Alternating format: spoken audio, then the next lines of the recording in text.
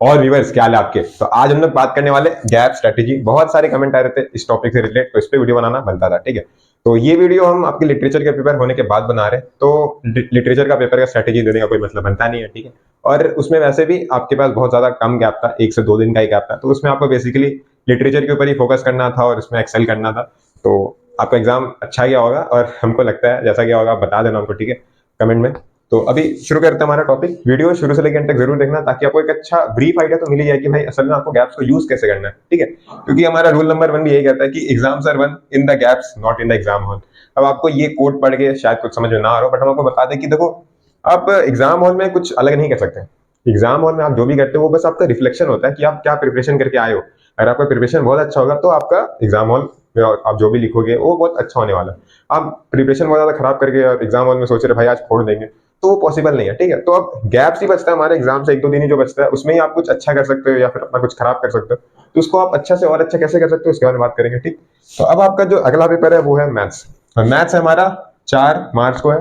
तो अगर आप अभी से गिनो, दिन गिनो, तो अगर मान लो आज 21 है, कल 22-23 है गिनो, तो आपके पास 10 पूरे दिन है। ठीक है, अगर आप अभी एग्जाम देके आते हो, ठीक है, आज के दिन 21 के दिन, तो आपके पास आधा दिन आसपास होता है। ठीक है, अब आप उसको कैसे यूज कर रहे हैं आपके ऊपर डिपेंड करता है। कोई आके पूरी तरह से रेस्ट लेता है, वो भी एक तरह से अपने में सही है। बट अगर आपको अच्छा करना है और जैसे मान लो कोई कोई सब्जेक्ट में गैप बहुत कम है, 1-1 दिन का गैप है, तो आपको उस दिन भी आपको यूज करना पड़ेगा। ठीक है, जैसे अभी तो 10 दिन का गैप है, तो आप टेस्ट वगैरह कर सकते हो, उसमें कोई दिक्कत वाला बात नहीं है। अब इसमें हम 2 पार्ट में डिवाइड कर दिए। ठीक है, पहला आपका सेक्शन है हमारा 21 से 24 तक, दूसरा हमारा 25 से 3 तक। ठीक है, अब 25 से 3 तक आपको कुछ नहीं करना, पूरी तरह से मैथ्स पे फोकस करना। ठीक है, और मैथ्स में क्या करना वो बता दे रहे, बट पहले समझते हैं 21 से 24 तक क्या करना है। ठीक है, अब 21 से 24 आपके पास बहुत अच्छा टाइम मिल गया, गैप मतलब 10 दिन का गैप मिल गया, और हमको नहीं लगता मैथ्स में इतना गैप का आपको जरूरत है। अगर आपका मैथ्स बहुत ज्यादा वीक है तो हम बोलेंगे 10 का 10 दिन पूरा यूज करो, कहीं इधर उधर मत भागो। बट आपका अगर मैथ्स थोड़ा सा भी अच्छा है तो फिर इस वाले पार्ट को यूज करो। यूज कैसे करना है, जैसे मान लो कि मेरा अगला पेपर हिंदी का है, हिंदी मेरा बहुत वीक है, मतलब हमको कुछ भी नहीं आता, तो आप हिंदी को रख सकते हो। जैसे मेरा अगला हिंदी है, उसके बाद हम यहाँ क्या रख सकते हैं, यहाँ हम रख सकते हैं,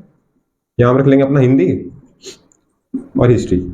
पूरी अच्छे से रिवीजन जो भी हमारे 21 से 24 तक आराम से हो जाएगा, क्योंकि अगला मेरा एग्जाम वही है। बट ये तो हम अपने तरफ से आपको बताया कि भाई अगला एग्जाम, इस वजह से हम इसको पहले से ही प्रिपेयर करके रख ले रहे। बट आपका कोई ना कोई ऐसा सब्जेक्ट होगा जिससे आपको बहुत ज्यादा दुश्मनी होगा, जिससे आपको डर लगता होगा। ठीक है, जिससे आपका प्रिपरेशन नहीं अच्छा से हुआ है, भले वो आसान है बट आप प्रिपरेशन आपको उतना अच्छा से नहीं हुआ, तो आप उस वाले सब्जेक्ट को इस वाले दिन में कवर करोगे। ठीक है, जैसे मान लो बहुत से लोग को फिजिक्स में डाउट होता है, मतलब फिजिक्स मतलब समझ ही नहीं आता है, फिजिक्स हो गया, केमिस्ट्री हो गया, ठीक है, साइंस वाला सेक्शन बकवास लगता है, तो आप उसको यहाँ अच्छे से रिवाइज कर सकते हो, ताकि आपके पास बाद में आपके पास कम चीज कवर करने के लिए बचे। या तो आप ये भी कर सकते हो जिसमें आपके पास गैप कम है, जैसे मान लो इसमें एक ही दिन का गैप है, ज्योग्राफी में भी आपका 1 दिन का गैप है, और अगर यहाँ हम नहीं लिखे केमिस्ट्री में भी आपका सिर्फ 1 ही दिन का गैप है, तो वो मेरे हिसाब से केमिस्ट्री के लिए कम है। ठीक है, अगर बहुत लोग को केमिस्ट्री में डाउट होता है, बहुत लोग, मेरे को भी अपने टाइम में केमिस्ट्री से डर लगता था, भाई ये क्या रिएक्शन है, कितना रिएक्शन है, कैसे याद करेंगे। ठीक है, तो आप उस वाले चीज को यहाँ अच्छे से यूज कर लो, जो भी आपका वीक वाला पार्ट है, ठीक है, उसको यहाँ पे अच्छे से नया थ्योरी करना, जो भी करना पूरे अच्छे से कवर कर लो। फिर 25 से 3 तक पूरी तरह से भूल जाओ कि आपका कोई अदर सब्जेक्ट भी है,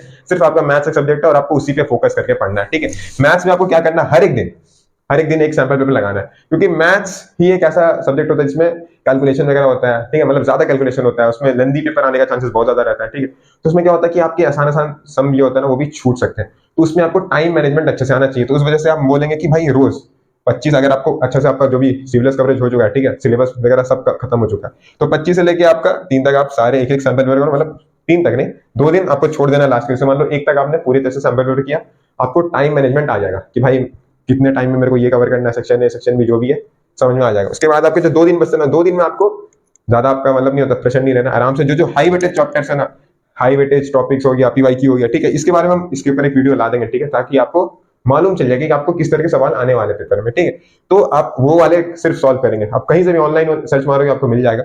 आपको 2 दिन वही करना, और इसमें 2 दिन में आपको कोई सैंपल पेपर नहीं करना। सैंपल पेपर जितना करना था अपने को 25 से लेकर 1 तक ही करना।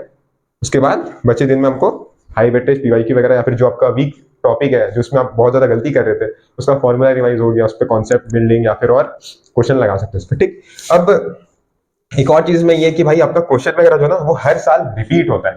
ठीक है, इस वजह से हम कहेंगे आप जो भी पीवाईक्यू वगैरह है, अगर आप इसमें सैंपल पेपर भी लगा रहे हो तो पूरे दिन में सिर्फ एक सैंपल पेपर लगाओगे वो तो बहुत कम है, उसके अलावा भी तो और कुछ कुछ करोगे ना, आप रिवीजन करोगे अपने मैथ्स के जो जो सब्जेक्ट है, उसके बाद फिर उसमें पीवाईक्यू लगाओगे। ठीक है, तो एटलीस्ट ट्राई करने की आप 5 साल के पीवाईक्यू को सॉल्व कर लो और अपने 20 से 30 नंबर पक्के कर लो। ठीक है, क्योंकि यहाँ समझ में आ रहा है ना भाई, क्वेश्चन आपके हमेशा ही रिपीट होते हैं। ठीक है, आईसीसी में ही होता है, कुछ प्रीवियस ईयर से एज इट इज क्वेश्चन, या फिर बस थोड़ा बहुत यूनिट में या नंबर में चेंज करके आपको दे देते हैं। तो अगर आप 5 साल के कर लोगे तो आराम से आपके 20 से 30 नंबर पक्के हो जाएंगे। अब हिंदी में आपको सिर्फ एक पूरा दिन ही मिल रहा है, ठीक है, तो आपको जो आधा दिन मिल रहा है उसको भी अच्छे से यूज करना। क्या करना आपको, जो आपका 4 तारीख का है ना, 4 मार्च को आप जैसे ही पेपर देखे होगा आप आराम से 1-2 घंटा का नैप लो। उसके बाद आपका जो भी ग्रामर वाला पार्ट है, जैसे निबंध हो गया, पत्र हो गया, उसको अच्छे से कवर कर लो। उसके बाद आपका जो लिटरेचर वाला सेक्शन रहता है ना, आप 5 मार्च को आराम से कवर कर सकते हो उसको। अगर आप हिंदी में कुछ नहीं भी पढ़े हो ना, तो एक दिन इज इनफ। और आप प्री बोर्ड वगैरह में कुछ पढ़े हो या पहले गैप डेज में लो, जो भी आपका प्रीवियस आपको जो छुट्टी मिला था, अगर आप उसमें हिंदी 1-2 बार भी पढ़ोगे ना, तो एक दिन इज इनफ। एक दिन में आप आराम से हिंदी में फोड़ सकते हो। तो इसमें कुछ बताने ऐसा है नहीं, आराम से इजी सब्जेक्ट है, आप इसमें अच्छा स्कोर कर सकते हो। अच्छा मतलब 90 के आसपास, 90-95 स्कोर कर सकते हो, ठीक है। बहुत आसान सब्जेक्ट है। उसके बाद हिस्ट्री की बात करते हैं। हिस्ट्री में आपको सिर्फ 3 दिन मिल रहा है। 3 दिन मिल रहा है तो आपको वो आधा दिन में यूज करना है, ठीक। अब जैसे 6 तारीख को आप हिंदी का पेपर देके आए तो आपके पास आधा दिन बचा।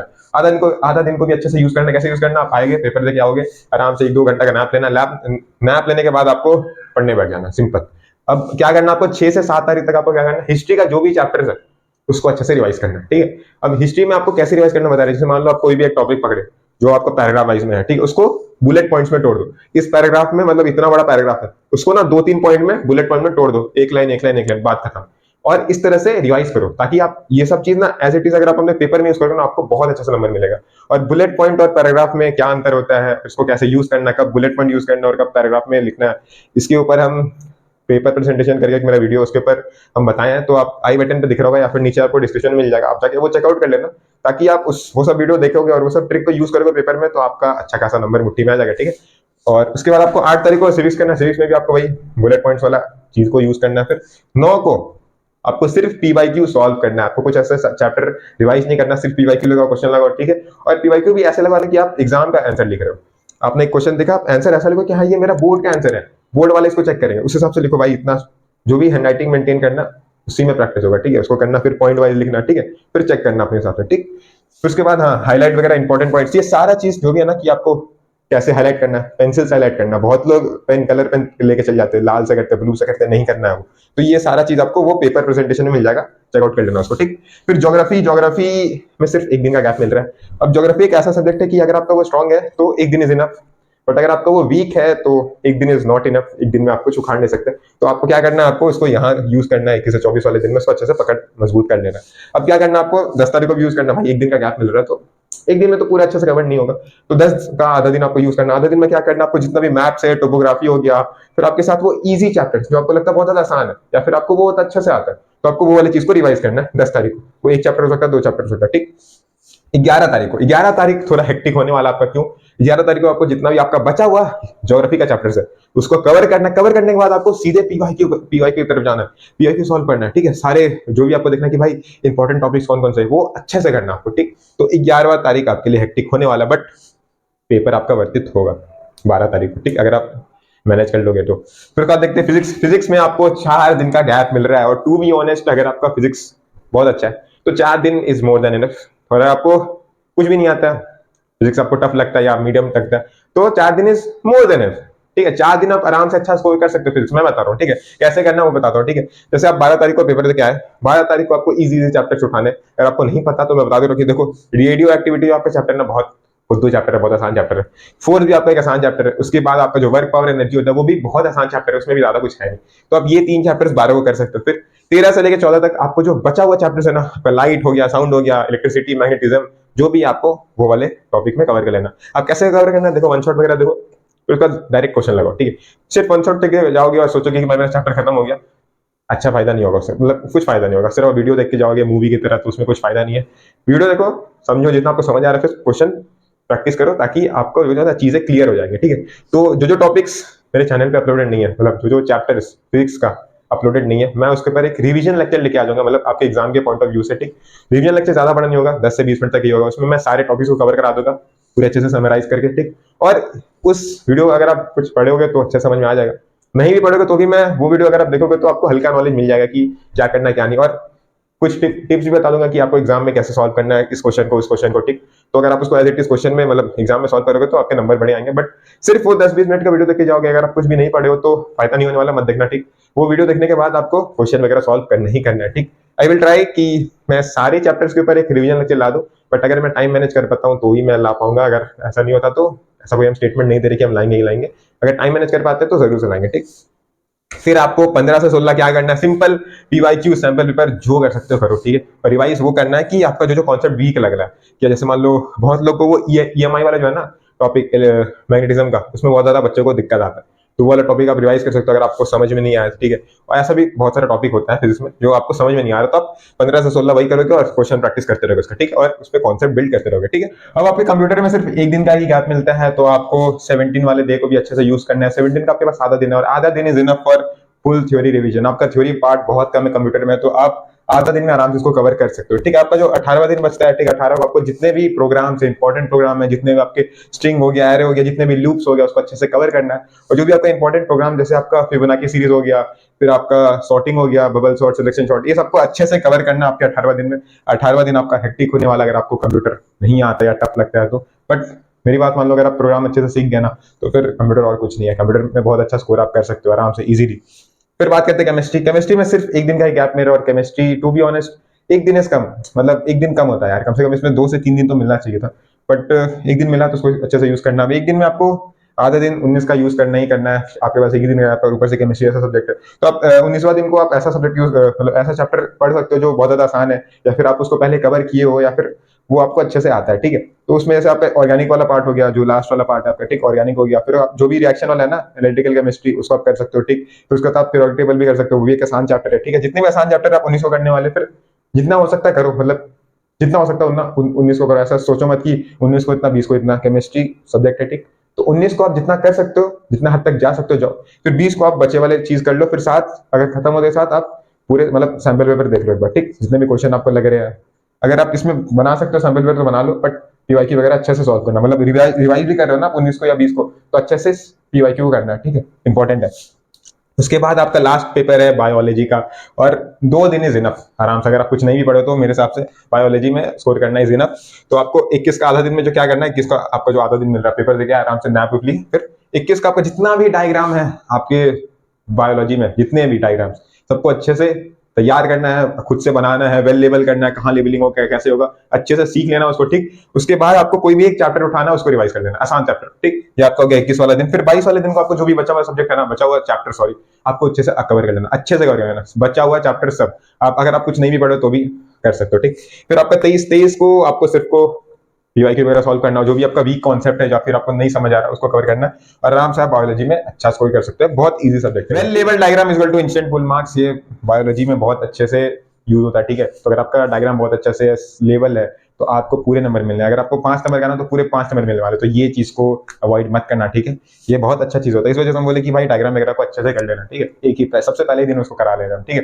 उसके बाद कुछ इंपॉर्टेंट पॉइंट्स के बारे में बात कर लेते हैं, ठीक।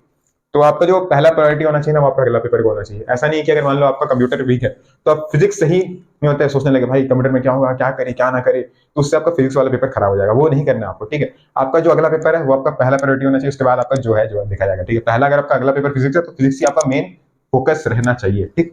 उसके बाद आपका प्रीवियस ईयर जो आपका क्वेश्चन होता है ना, वो आपका एक चीट कोड की तरह यूज होने वाला है। देखो हम हर जगह इसका जिक्र कर रहे हैं, इसका मतलब ये इंपॉर्टेंट है, तो इसको मिस आउट करके मत जाना यार। प्रीवियस ईयर क्वेश्चन सब बोलते हैं, हम नहीं, अगर आप कोई भी यूट्यूबर कोई भी टीचर से पूछोगे तो बोलेगा कि यहाँ पे प्रीवियस ईयर क्वेश्चन लगाओ, इससे क्वेश्चन आते हैं मतलब वो इंपॉर्टेंट है ना यार, ठीक है, उसको यूज करो। उसके बाद अवॉइड न्यू टॉपिक्स, आप इस गैप के दिनों में कुछ भी नया चीज करने का ट्राई मत करो, ठीक है। वो एक तरह से माउंटेन ड्यू वाला चीज हो गई, आप कुछ तूफानी करने चल जा रहे हो अलग से नहीं। आपका जो टॉपिक आप कवर कर चुके हो पहले आप उसको प्रायोरिटाइज करो कि हाँ भाई ये मेरा टॉपिक था, ये हम कवर कर चुके हैं, इसको अच्छे से रिवाइज करो, अच्छे से इसमें पकड़ बना लो। उसके बाद आपके पास अगर बहुत ज्यादा टाइम बचता है तो जाके नया टॉपिक की तरफ जाओ, वरना मत जाओ। अगर आपके पास टाइम नहीं है तो जो आता है उसको पहले अच्छे से रिवाइज करो, टाइम बचता है तो जाओ, वरना मत जाओ, ठीक। उसके बाद take 5 to 10 minutes break in every 1 hour. अब इसका क्या मतलब है, देखो अभी एग्जाम के टाइम में बच्चे पूरा दिन पढ़ते हैं, ऐसा उसमें कुछ ब्रेक वेक नहीं देते हैं, ठीक है। तो लगातार पढ़ने से क्या होता है, थक जाएगा तो काम नहीं करेगा तो आप जितना इनपुट लोगे उसको कुछ फायदा होगा नहीं, तो आप लगातार पढ़ने से क्या फायदा हो रहा है। तो ब्रेक वगैरह लेके पढ़ो, ठीक है, 5 से 10 मिनट 20 मिनट जितना आपको लगता है ब्रेक लो, उसके बाद फिर पढ़ो, क्योंकि दिमाग को रेस्ट वगैरह चाहिए। और आप रेस्ट लेके जैसे ही पढ़ोगे तो आपको जो भी अलग टॉपिक हो ना वो अच्छे से आप गेन कर पाओगे अंदर, ठीक है। वरना फिर गेन नहीं होता, वो बस निकलते आता, आपको लगता है कि हम गेन हो रहा है, बट फिर अब जैसे ही पढ़ना पलटो, अरे भाई ये सब तो भूल गए, वो हो जाएगा, ठीक है। उसके बाद रिवाइज स्मार्टली। अब गधा की तरह आपको रिवाइज नहीं करना। आपको रिवाइज करने बोले तो आप बुक लेके बैठ गए, पूरा लाइन बाय लाइन पूरा रिवाइज किए हुए, एक चैप्टर में पूरा दिन निकाल दिया। नहीं यार, ये नहीं करना। आपके पास पहले टाइम था, इस वजह से हम बोलते थे बुक वगैरह से रिवाइज करो। अभी टाइम नहीं है, तो आपको स्मार्टली रिवाइज करना, नोट्स वगैरह यूज करना है, फ्लो चार्ट वगैरह उसका यूज करना है, जो भी समरी है उसका यूज करना है, ठीक है। स्मार्ट तरीके से रिवाइज करना है। लास्ट एंड क्या कहते हैं, eat healthy and stay hydrated, ठीक। और बिलीव इन योर सेल्फ, जो कि बहुत लोग नहीं कहते हैं। अब देखो, ईट हेल्दी और स्टे हाइड्रेटेड हम हर एक वीडियो में क्यों बोलते हैं, क्योंकि एग्जाम का टाइम है भाई। अगर आप अभी बीमार पड़ गए ना, तो आपको जो मतलब चीज होगा ना, वो आपको पेपर के दिन मालूम चलेगा कि यार इतना खराब कैसे चल सकता है। बीमारी मतलब आप 24 के बाद हो चलेगा, 24 से पहले या 24 के इन बिटवीन में हो गया ना, तो यार वो बहुत ब्लंडर वाला चीज हो जाएगा। तो वो चीज नहीं होना चाहिए। इस वजह से अच्छा खाओ, अच्छा से रहो, और डाइट वगैरह अच्छे से लो, कुछ बाहर वगैरह मत खाओ अभी, ठीक है। 24 तक रुक जाओ यार, 24 के बाद आराम से जो खाना खाते रहना, ठीक। तो इन दिनों बीमार पड़ गए तो दिक्कत हो जाएगा, आपके बहुत सारे नंबर कटे आएंगे, ठीक है। तो वो चीज मत करना। लास्ट आपका है बिलीव इन योर सेल्फ, जो कि बहुत बच्चे नहीं करते हैं अभी। बहुत बच्चे नहीं, मतलब ये ह्यूमन नेचर ही है। अगर आप कोई ऐसा लेवल का पेपर देने आ रहे हो, मतलब जो पहली बार आपकी लाइफ में होने वाला है, तो खुद में एक सेल्फ डाउट आता है कि भाई क्या मैं कर पाऊंगा, क्या मेरे इतने परसेंटेज आएगा, क्या मैं अपने पेरेंट्स को प्राउड फील करा पाऊंगा, ये वो दिस दैट, बहुत तरह का ऐसा माइंड में क्वेश्चन आता है। तो उसको अवॉइड करना है और खुद में बिलीव रखना कि यार मैं इतने दूर तक आया हूँ, मैंने इतना प्रिपरेशन किया, मैंने इतना मेहनत किया। तो ये लास्ट के कुछ दिन में अपना होप नहीं छोड़ता हूँ, मैं अच्छे से तैयारी करता हूँ और अच्छे से मतलब कॉन्फिडेंट रहो यार, ठीक है। जो होगा होगा, बाद में देखा जाएगा। अभी कॉन्फिडेंट हो कि भाई मैंने प्रिपरेशन किया है, मेरा पेपर अच्छा जाने वाला है। खुद में नेगेटिव टॉक वगैरह मत करना कि यार मेरे से नहीं हो पाएगा, ये टॉपिक नहीं हो पा रहा मेरे से, अब हम क्या करें, ये वो। रोना नहीं है यार, पॉजिटिव रहना कि भाई क्यों नहीं होगा। और टू बी ऑनेस्ट हम बता रहे, ऐसा कोई टॉपिक्स भी नहीं है इन सब्जेक्ट में जो आपसे कवर ना हो, सब आसान है, ठीक है। अगर आप मेहनत करोगे, थोड़ा सा भी एफर्ट डालोगे, हो जाएगा, ठीक। तो खुद पे भरोसा रखना, आप अच्छा करोगे, ठीक है। अगर आपको कोई भी ऐसा डाउट होता है कोई भी सब्जेक्ट में, तो आप मुझसे मेरे टेलीग्राम में पूछ सकते हो, लिंक नीचे है, ठीक है। और बहुत लोग देखे कि मैंने वो चैट वाले सेक्शन को ज्वाइन नहीं किया, तो वो चैट वाले सेक्शन में ज्वाइन कर लेना, ठीक है। कैसे करना, मेरे पास एक रील है, वो भी हम नीचे क्या कहते हैं लिंक में दे देंगे, ठीक है। या फिर हम चैट वाला सेक्शन ही आपको लिंक में प्रोवाइड कर देंगे, तो उसको डायरेक्ट ज्वाइन करना है, क्योंकि वहां पे आप ज्वाइन करके क्या करोगे जब आप सवाल ही नहीं पूछ पाओगे, ठीक है। तो उसको ज्वाइन करना, ठीक। तो आज के लिए बस इतना ही। मिलते हैं आपसे अगले लेक्चर में, तब तक के लिए पढ़ाई करते रहे। All the very best, bye.